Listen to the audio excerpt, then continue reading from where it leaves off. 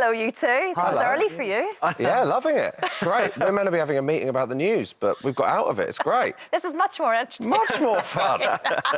So it's a big live show tonight, obviously. Yeah. Do you prefer the live element of it, actually? Does it just work because of the nature of the show? I think so, yeah. Yeah, I think it's good, because I think it means that when things go wrong, it's more exciting. You have to go with it. When you do a pre-recorded show, often, you know, they just cut in the best bits and you'll be doing stuff, you go, this is not going to make the edit.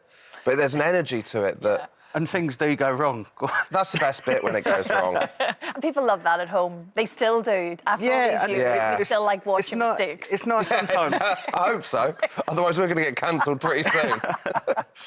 Well, look, you're 14 series in, my goodness. I mean, back in that early days was during the Paralympics, of course, wasn't it? And you kind of didn't really think that this was going to continue after that. I was on a 9-day contract to be a reporter, and I ended up doing this show. And I just don't think you can underestimate just how low the standards in TV are. I mean, 6 years on, the fact that I was just meant to be reporting on a bit of the football, and then Channel 4 like, yeah, let's stick the guy with the hands on that big show, and we'll leave him on it for... There's no point finding anyone else. Very niche, anyway, so... Yeah. You've won every single award that there is to collect, so you're doing something right. We're getting away with it. We're still getting away with it. Yeah. No, it's really amazing, really, because I just thought it was I had a 10-day contract. You were one day better than... It was the last show or something.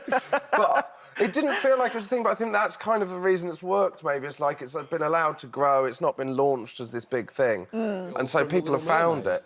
And it kind of means that people feel like they've got a bit of ownership over the show. Yeah, but there is something special about it because obviously like, you're all having fun and it's clear the three of you get along very well, which is part of the hit of it all, I guess. But you can go from something really funny to something very sensitive and serious. Yeah. And that all kind of flows and works. It does, although there's some times where like you find yourself still laughing at the previous bit.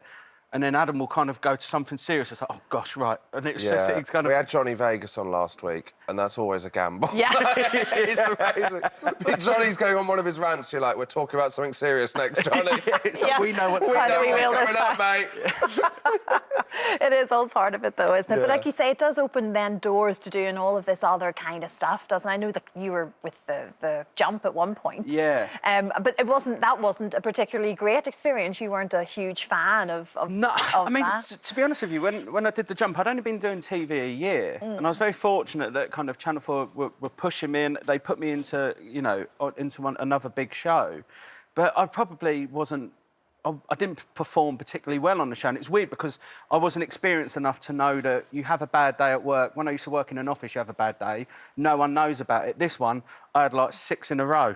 And you'd go on Twitter and you knew you'd had a bad day at work. And I was just, I mean, gosh. And it was, you know, rightly so, you know, it got criticised. I didn't perform particularly well. And I remember thinking at the end of it, this TV stuff, I mean, that last leg show is great, but the rest of it, this is...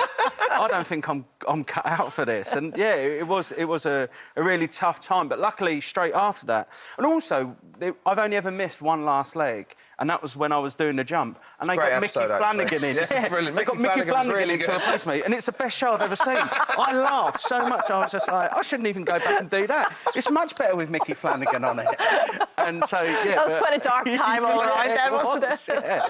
And, so, yeah, but fortunately, we kind of did another series, and I managed to get my confidence back. Yeah. Win it back. You are doing quite a serious documentary, though, about the NHS. So you've come full circle again. And yeah, I really... The People's History of the NHS shows something a bit different for me because it was kind of... It's not like a comedy documentary. It's quite serious, most of it. And it was nice to kind of go back to being a journalist again and doing interviews. And doing something you were passionate about. Yeah, exactly. I mean, the NHS has done... I mean, I've had a bit of work done, I'm not going to lie. So the NHS has done great for me. So, yeah... Mickey Flanagan can't take off you, isn't it?